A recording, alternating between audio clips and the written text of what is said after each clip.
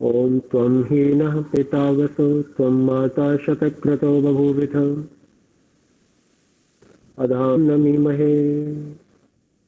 ओम नमो ब्रह्मणे नमस्ते वायो त्वमेव प्रत्यक्षं ब्रह्मासि त्वामेव प्रत्यक्षं ब्रह्म वदिष्यामि हितं वदिष्यामि सत्यं वदिष्यामि तन्मामवतु तद्वक्तारमवतु अवतु माम्।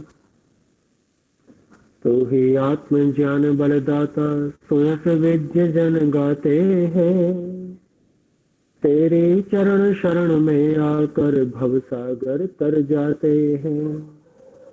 तुझको ही जपना जीवन है मरण तुझे बिसराने में मेरी सारी शक्ति लगे प्रभु तुझसे लगन लगाने में मेरी सारी शक्ति लगे प्रभु तुझसे लगन लगाने में।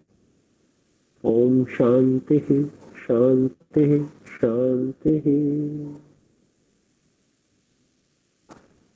इस कार्यक्रम का बहुत ही उत्तम रीति से संचालन कर रहे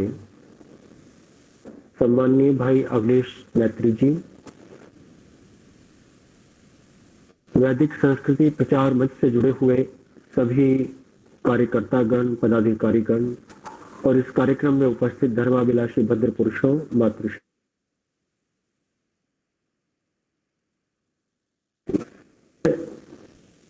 इस सारे संसार के बड़े कष्ट का समय रहा है, बड़े दुख का समय रहा है। में टीवी में और अपने आसपास के लोगों के द्वारा भी जो कष्टदायक समाचार सुने हैं, भयभीत हो गया है, बड़ा मन डर गया है और ऐसा पुकारने लगा है कि मान आयु प्रमोशी। भगवान से ये प्रार्थना करने लगा है कि हे ईश्वर, ऐसा लगता है बड़े पुरुषार्थ से बड़े परिश्रम से कोई धन अर्जित किया हुआ हो, उसको कोई चुरा करके ले जाए तो बड़ा कष्ट होता है, तो कोई अचानक हमसे लूट लेवे तो बड़ा कष्ट होता है, बड़ा दुख होता है। ये जीवन भी हमारा धन है, ये जीवन भी बड़े पुरुषार्थ से संचय करके इकट्ठा किया गया है। एक एक एक एक दिन अर्थ करके परिश्रम करके आहार की और व्यवहार की और विचार की और की दिनचर्या में अपने सम्मिलित करके इस जीवन को यहां तक पहुंचाया है। अचानक ही कोई रोग आकर के, कोई बीमारी आकर के, कोई परेशानी, कोई कष्ट आकर के हमारे इस जीवन को हमसे छीन लेना चाहे तो हमें बड़ा कष्ट होता है। स्तेय अर्थ में आती है, चुराने के अर्थ में आती है। मुष स्तेय, पाणिनि ने इसका अर्थ मुष स्तेय मतलब चोरी के अर्थ में किया है। आवाज थोड़ी कम है, माइक थोड़ा अपने नजदीक रख लीजिए आचार्य जी। अच्छा, मैं दूसरा कॉलर माइक लगा लेता हूँ अगर आवाज कम आ रही है तो। एक सेकंड होल्ड करेंगे, लेकिन कॉलर माइक लगाने के बाद मुझे आवाज नहीं आती तो मैत्री जी केवल अपना थंब ऊपर को उठा करके मुझे बता देंगे कि आवाज ठीक हुई या नहीं हुई।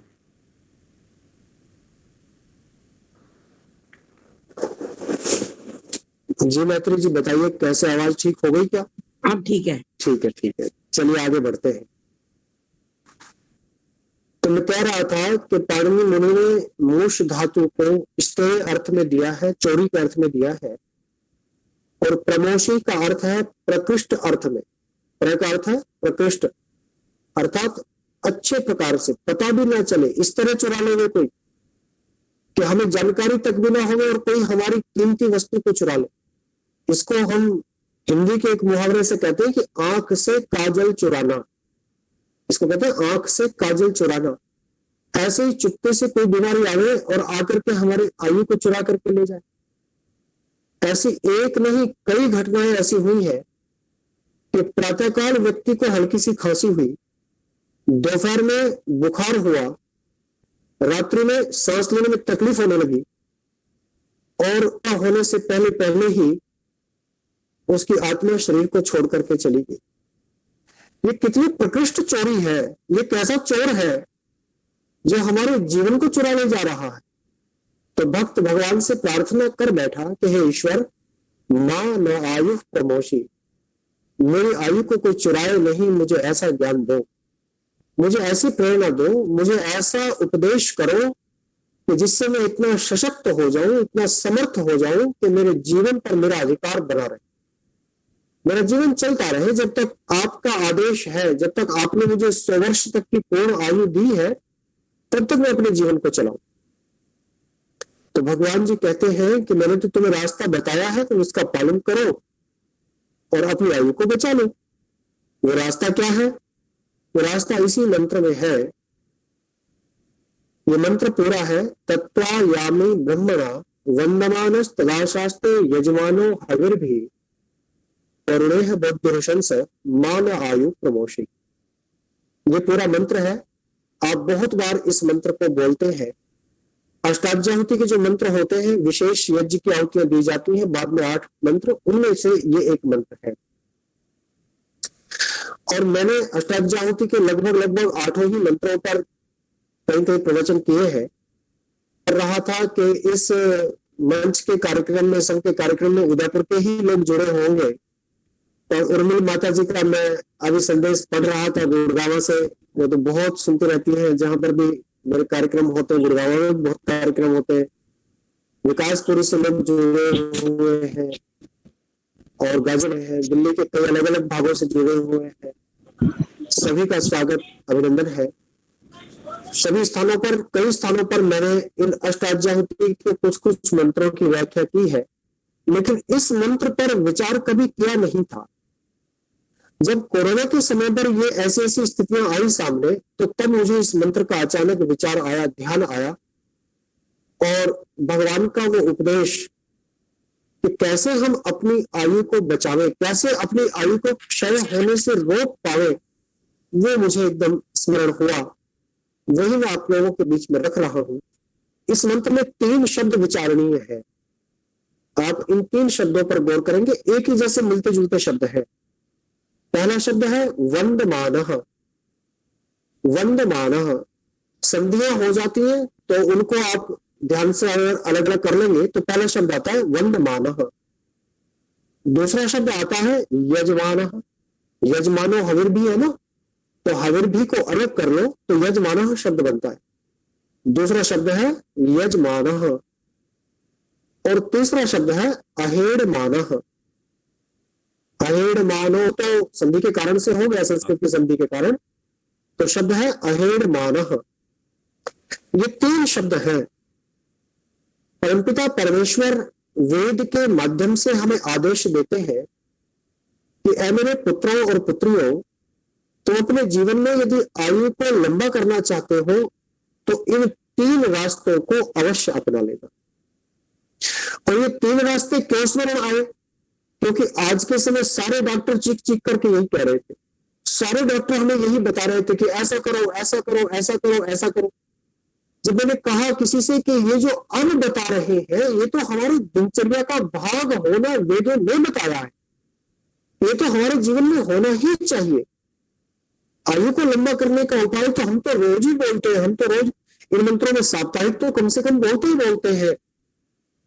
ये 3 शब्द यदि हम समझ जाएं तो शायद है इस पूरे मंत्र का भाव हमें समझ में आ जाएगा और ये माना आयु प्रमोशी समझ में आ जाएगा।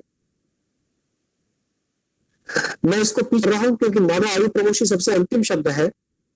उसी के पास शब्द आता अहेड मानो। अहेड मानो वरुणे है वो गुरुशंस। उरुशंस वरुण अहेड माना। उरुशंसा का मतलब है बहुत प्रशंसनीय, बहुत अधिक प्रशंसनीय। उरु माने होता है बहुत ज्यादा, शंसा माने प्रशंसा के योग्य, जो बहुत प्रशंसा के योग्य है, उस वरुण के अहेड माना। हेड माने होता है तिरस्कार करना। हेड माने होता है तिरस्कार करना।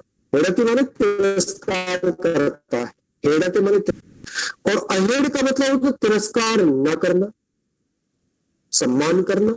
अहेड माने होता है तिरस्कार न करना, अपमान न करना, सम्मान करना, यह होता है अहेड। और मानह का मतलब होता है करते हुए। अहेड़ माने सम्मान करते हुए, तिरस्कार न करते हुए। किसका तिरस्कार न करते हुए? वरुण के जो बहुत प्रशंसनीय नियम बने हैं, जो बहुत प्रशंसनीय कृति है, वरुण रचना है उसकी, उनका तिरस्कार न करते हुए, अर्थात उनका सम्मान करते हुए अपनी आयु को बढ़ा सकते, बहुत बड़ी कर सकते, लंबी दीर्घायुष्य कर सकते। आप गौर कीजिएगा मेरी बात पर, ध्यान दीजिएगा इस बात पर। जब हम बोलते हैं जीवेन शरदः शतम, तो उससे पहले क्या बोलते हैं? पश्चिम। और उससे भी पहले क्या बोलते हैं? तच्चक्षुर देवहितम पुरस्तात् शुक्रमुच्चरत्।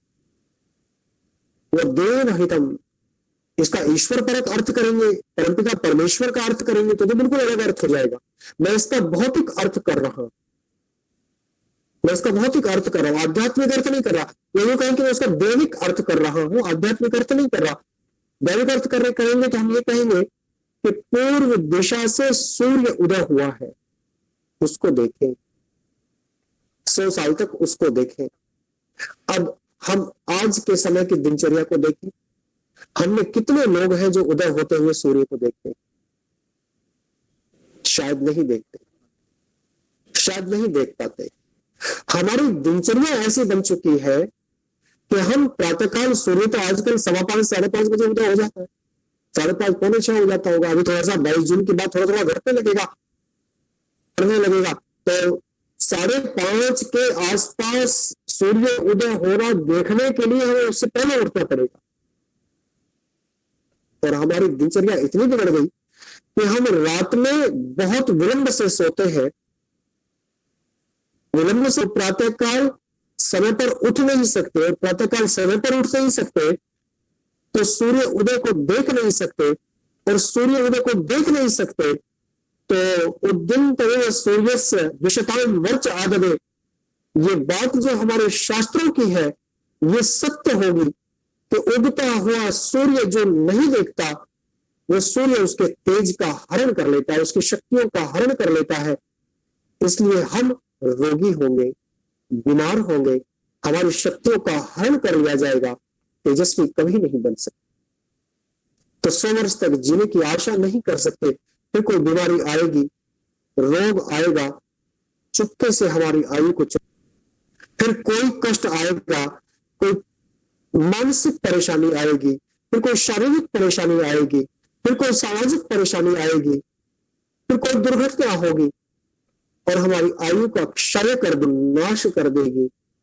इसलिए ये वेद मंत्र कहता है कि मान आयु प्रमोशी, हमारी आयु नष्ट ना हो, तो उसके लिए इस नियम का पालन करें कि उस वरुण भगवान ने जो बहुत प्रशंसनीय ये सृष्टि बनाई है, ये प्रकृति बनाई है, इस प्रकृति के नियमों का पालन करें। ये पहली बात है, प्रकृति के नियमों का पालन करें। हम प्रकृति से बहुत दूर हो गए, बहुत दूर हो गए हैं हम प्रकृति से।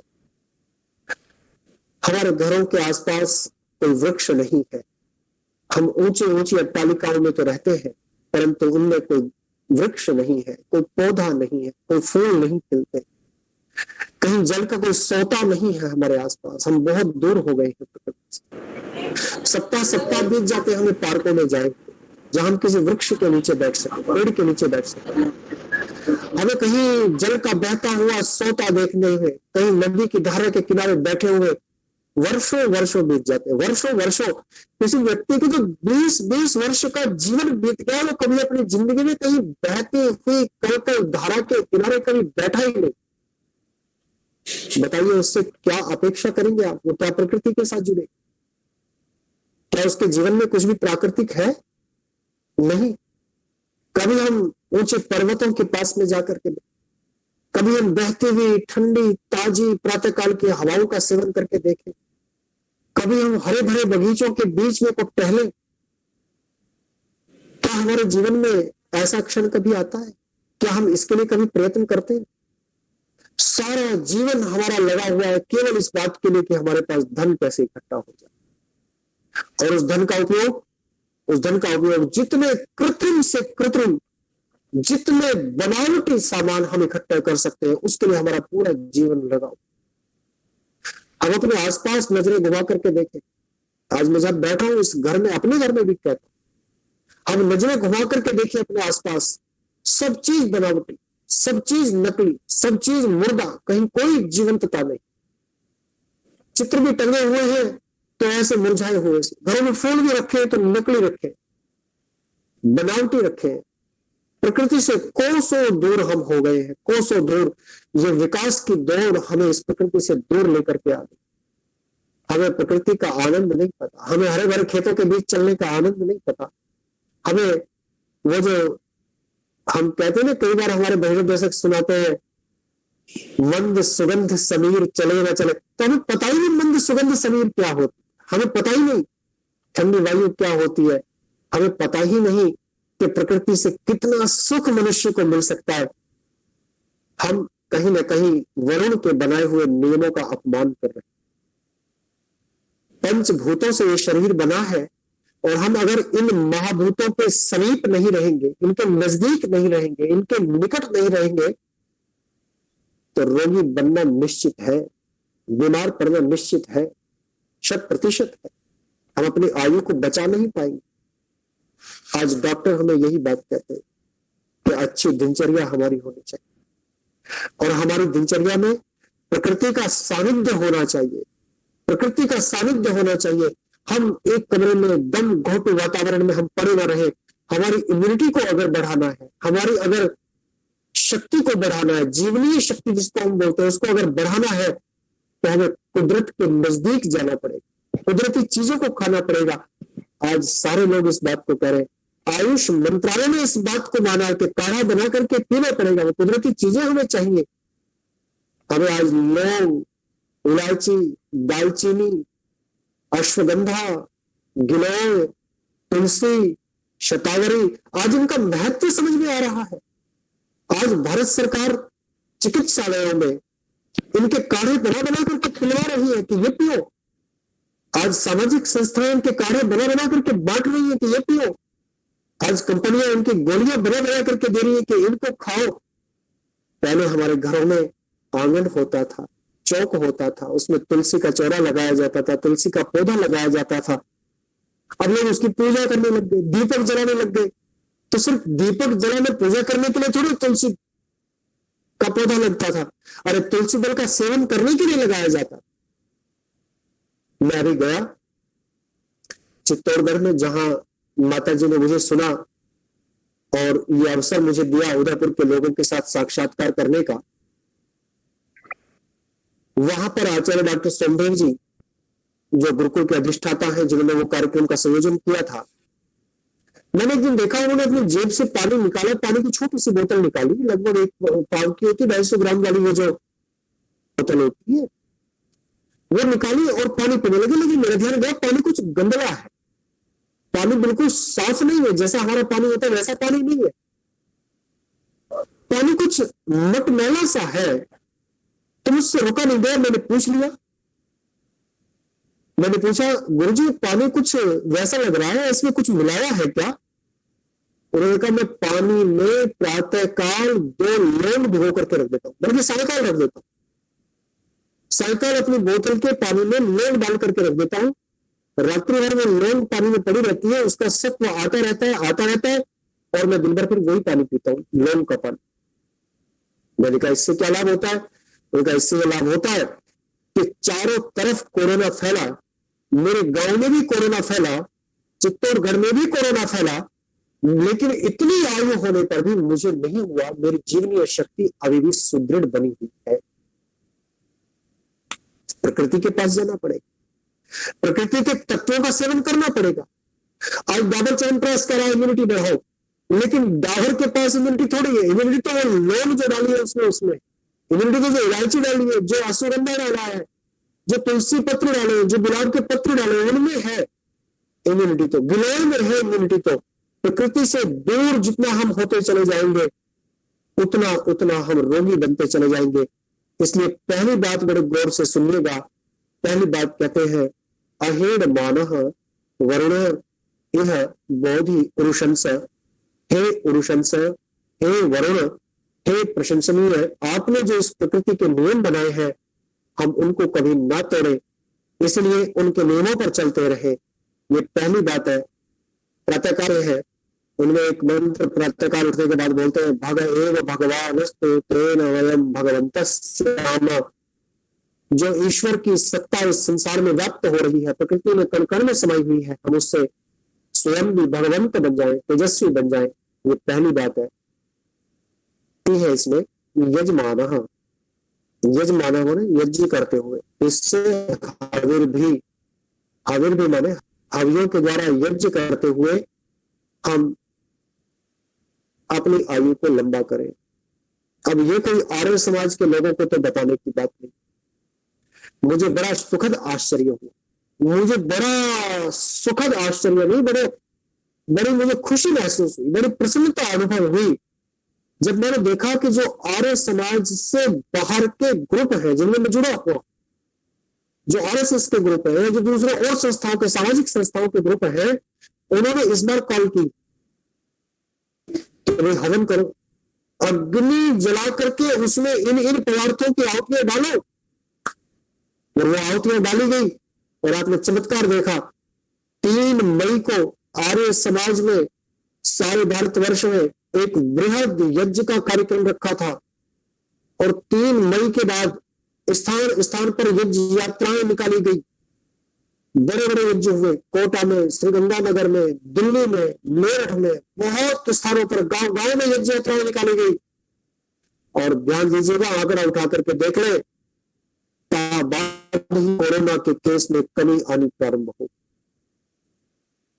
देखिए आसपास जब ये यज्ञ की यात्राएं शुरू हुई, उसके बाद कमी आनी प्रारंभ हुई। जिन जिन गांवों में, जिन जिन स्थानों पर ये बड़े बड़े यज्ञ किए गए, वहां बड़े चमत्कारिक परिणाम देखने को मिले, बड़े आश्चर्यजनक परिणाम देखने को मिले। कुछ लोगों ने क्रिटिसाइज भी किया, कुछ लोगों ने ये भी कहा कि जैसे लोग कहते हैं कि राम नाम जपने से भूत भाग जाता है, ऐसे ही आर्य समाजी भी कहते हैं कि हवन करने से कोरोना दूर हो जाता है। लेकिन हवन करने से कितना लाभ इस भारतवर्ष को हुआ, आप इसकी कल्पना नहीं कर सकते।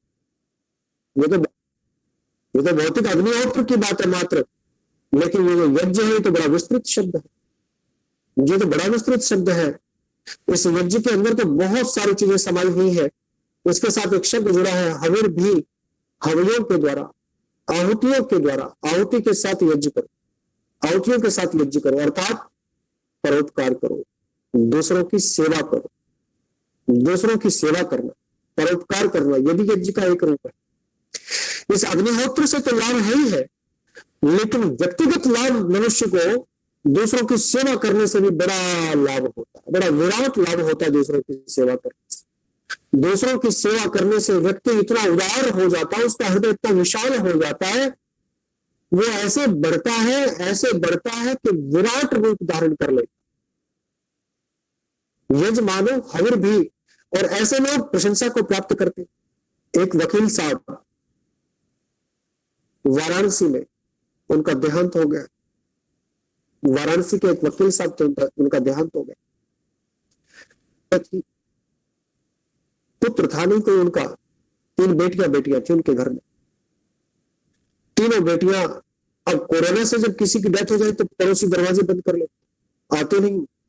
बड़ी मानवता को भी इस महामारी ने डस लिया। ऐसा लगता है कि महामारी ने केवल हमारे जीवन को नहीं खाया, महामारी ने मानवता पर भी बड़ी चोट की है। पर ऐसे में भी कुछ लोग बड़े उदाहरण बनकर के सामने आए हैं।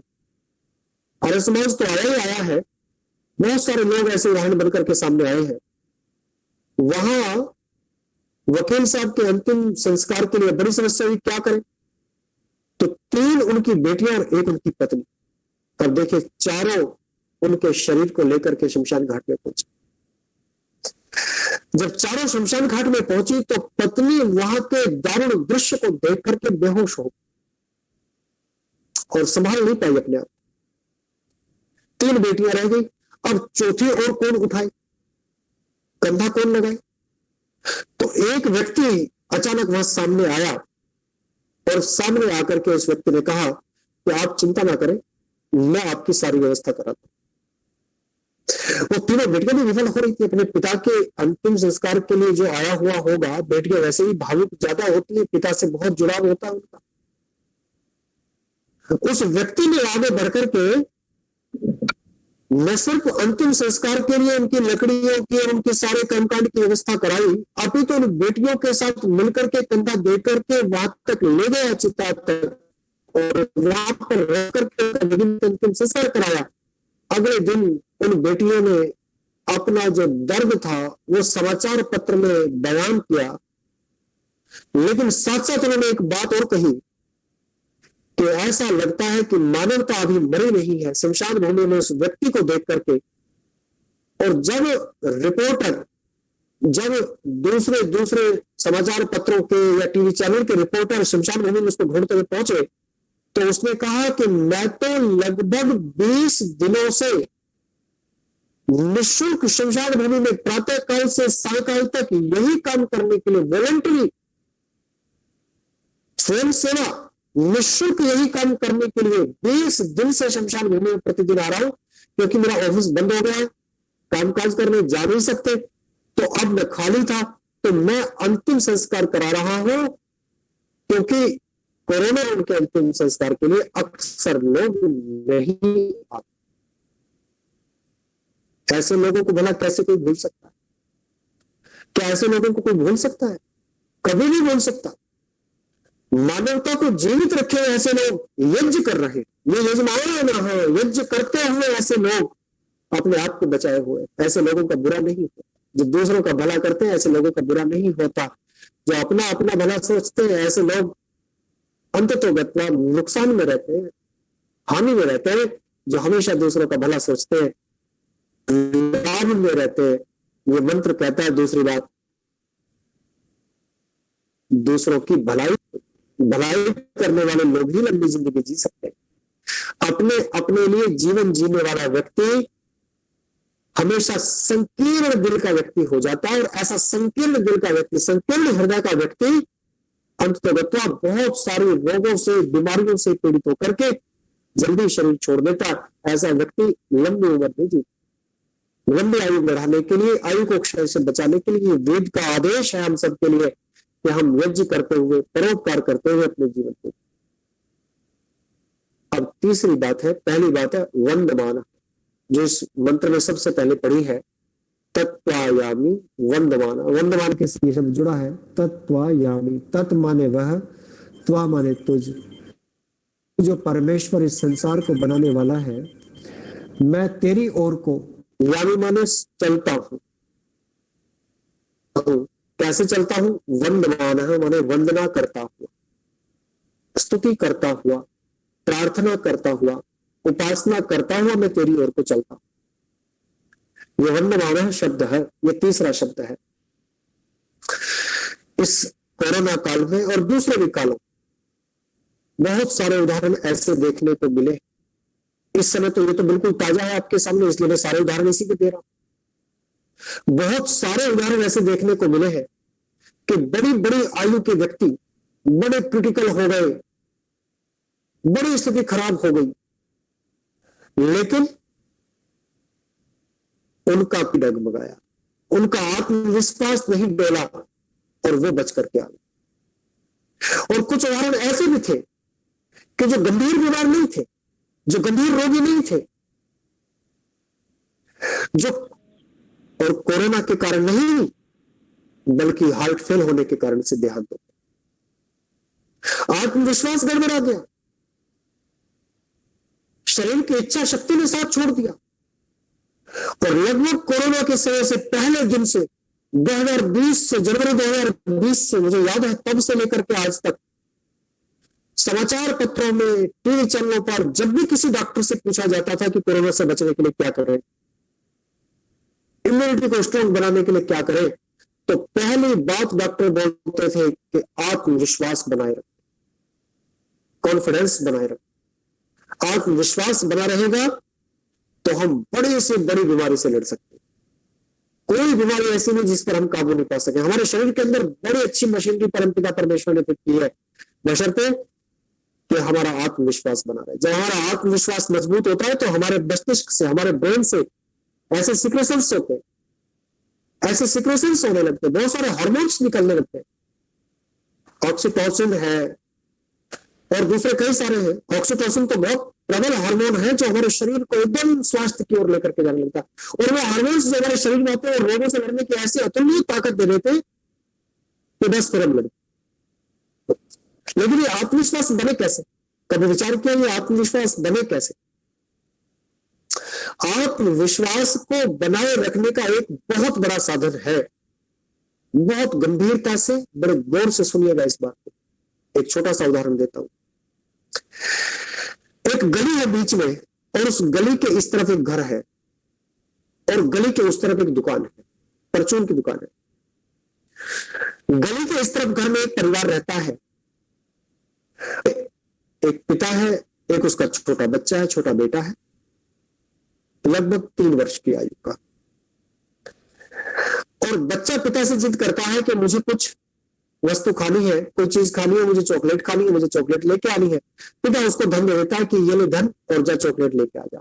वो बच्चा जाता है क्योंकि गली के दूसरी तरफ भी दुकान है, बाहर निकलता है घर से, गली के दूसरी तरफ जाता है दुकान में, चॉकलेट लेके आ जाता है घर में और घर पे आके खा लेता है। एक दिन पिताजी ने उसको पैसे दिए, वो घर से बाहर निकला लेकिन वापस आ गया और पिताजी से कहने लगा, पिताजी आप चलो मेरे साथ, मुझे चॉकलेट दिला करके ला। पिताजी ने कहा, भाई ये तो पास में तो दुकान है, बहुत नजदीक है, तू जाकर के ले। उसने कहा नहीं आप चलो, आज मेरे साथ आप चलो। उसने कहा क्या बात है बताओ तो सही।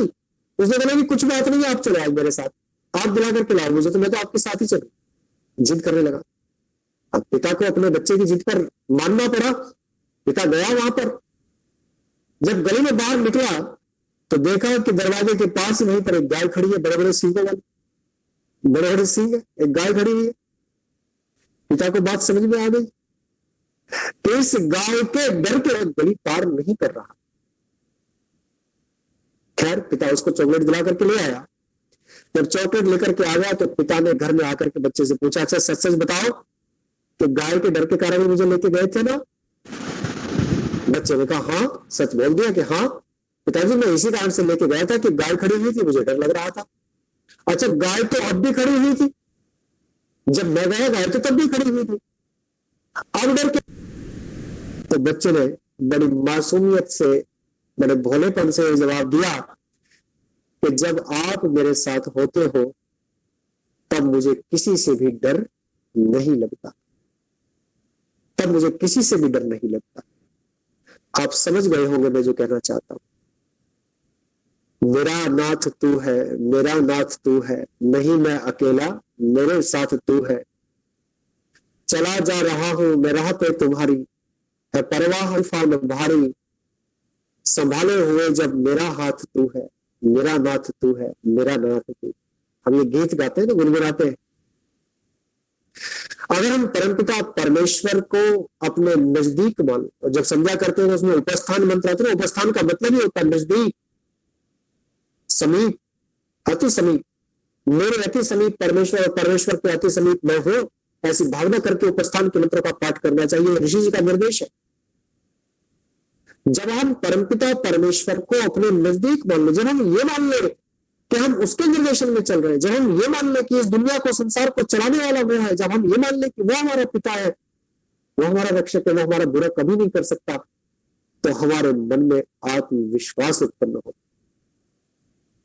और जब हम स्वयं को ही सब कुछ मानने लगते, जब हम स्वयं को ही करता धरता सब कुछ स्वयं को ही मानने लग जाते, अपने आप को ही सब कुछ समझ लेते हैं, तो तब आत्मविश्वास समाप्त हो, तब आत्मविश्वास नहीं रहता मनुष्य के अंदर। तब व्यक्ति घबराता है, तब व्यक्ति डरता है, तब व्यक्ति इधर भागता है, तब व्यक्ति परेशान होता है।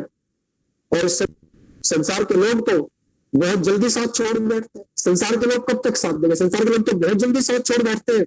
यहां तक भी देखने को मिला कि घर में माता या पिता का देहांत हो गया तो पुत्र ने अंतिम संस्कार नहीं किया, भय के कारण, डर के कारण। अपने सगे माता पिता का अंतिम संस्कार नहीं किया पुत्र ने, जिस पुत्र के जन्म पर लाखों खुशियां बनाई गई होंगी, उसने भी साथ छोड़ दिया।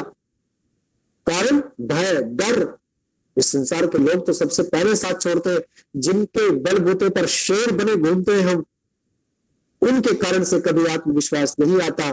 अगर हृदय में आत्मविश्वास पैदा करना है तो वेद ये मंत्र कहता है, वंदमानः उस परमेश्वर की स्तुति करते हुए, उसकी प्रशंसा करते हुए, उसकी उपासना करते हुए, उसको याद करते हुए, उसको अपने अति समीप मानते हुए हम जब आचरण करेंगे, जब हम कार्य करेंगे, तो तब समझिए कि हमारे अंदर आत्मविश्वास बढ़ता चला जाए। और ये आत्मविश्वास हमें न सिर्फ रोगों से बचाएगा, हमारे स्वास्थ्य को बहुत आगे लेकर के जाए। मस्तिष्क के रोग, शरीर के रोग और मन के रोग, जैसे भी बीमारी होंगे, जैसे भी रोग होंगे, सब इस आत्मविश्वास से दूर हो जाएगी। ये 3 नियम वेद भगवान हमें बताते हैं। पहल कर दो क्योंकि समय हो गया है। पहले बताई है कि अहेड मानव, प्रकृति के नियमों का उल्लंघन मत करो। प्रकृति के नियमों का उल्लंघन करके कोई बच नहीं सकता। नियम बनाए हैं, समय पर सोना, वो हमारे विषयों में हमें बताए हैं कि भोजन कैसा होना चाहिए। वो आप सब जानते भी है, भोजन में क्या क्या तत्व होने चाहिए, कैसे हम सात्विक, राजसिक, तामसिक को जान करके भोजन करें, कैसे हम वात, पित्त और कफ को देख करके भोजन करें। और वो हम पग पग पर समझाते भी है। विवाह संस्कार में जब कोई मधुपर्क कराता है तो मधुपर्क कराते समय पूछ रहे हैं कि मधुपर्क क्यों करा रहे हो, तो हम उत्तर यही तो देते हैं कि भाई ये घी है, ये पित्त का नाश करता है, ये दही है, ये वात का नाश करती है, और ये जो शहद है ये कफ का नाश करता है। तो भोजन ऐसा होना चाहिए जो वात, पित्त और कफ का नाश करने वाला हो। तो ये सब आपको पता है, सब हमें भी पता है, लेकिन हम इन नियमों का उल्लंघन कर देते हैं स्वाद के कारण। हम प्रकृति के नियमों का उल्लंघन कर देते हैं अपने सुख के कारण, क्षणिक सुख के कारण। हम इन प्रकृति के नियमों का उल्लंघन ना करें, ऐसी पहली बात है। दूसरी बात है, यजमान अपने अपने लिए ना जी। जो अपने अपने लिए जी रहा है वो व्यक्ति लंबा नहीं चलेगा, वो व्यक्ति तो उसकी जिंदगी बड़ी छोटी हो जाएगी। थोड़ा सा समय दूसरों के लिए निकाले। मानव वही है जो मानवता के नियमों का पालन करे, दूसरों के लिए थोड़ा सा जिए। और तीसरी बात है, परमपिता परमेश्वर को याद रखें, भगवान की उपासना करें। जो उसको भूल गया वो तो बीच में ही टपक गया, उसका कोई यात्रा आगे नहीं चल सकती, क्योंकि इस दुनिया के जिन लोगों को वो साथ लेकर चलना चाहता है, ये सब लोग तो बहुत जल्दी साथ छोड़ देने वाले, ये लोग साथ नहीं चलने वाले। इसलिए उस परमपिता परमेश्वर को साथ लेकर के चले, उसकी उपासना करते हुए चले। ये 3 नियम हम कहेंगे तो तब हम मानेंगे। मान आयु प्रमोशी ही, हे ईश्वर ऐसी कृपा करके हमारी आयु को कोई चुरा न लेवे हमसे, हमारी आयु लंबी होवे। हम पश्येम शरदाशतम, जीवेम शरदाशतम, श्रूयाम शरदाशतम, प्रब्रवाम शरदाशतम, अधीना श्याम शरदाशतम का जो उद्घोष करते हैं, जो आपसे प्रार्थना करते हैं, हम उसको पालन कर सके, हम उसके अनुसार अपने जीवन। मेरी बातों को बहुत ध्यानपूर्वक सुना और बीच में किसी प्रकार का व्यवधान नहीं हुआ। वैसे तो मुझे सुनाई नहीं दे रहा कुछ भी, किसी ने किया भी हो तो व्यवधान। इसलिए मैं आप सबका बहुत बहुत हृदयपूर्वक शुरुआत करता हूँ। वैदिक संस्कृति मंच, विचार मंच के सभी महानुभावों का बहुत धन्यवाद करता हूँ। उसमें माता जी जिन्होंने मुझसे नंबर लिया था और जिन्होंने मुझे जोड़ा है, मैं उनका धन्यवाद करता हूँ। मृदुला जी जुड़ गई है, मुझे दिखाई पड़ रही है, मुस्कुरा रही है, मैं उनको भी नमस्कार करता हूँ।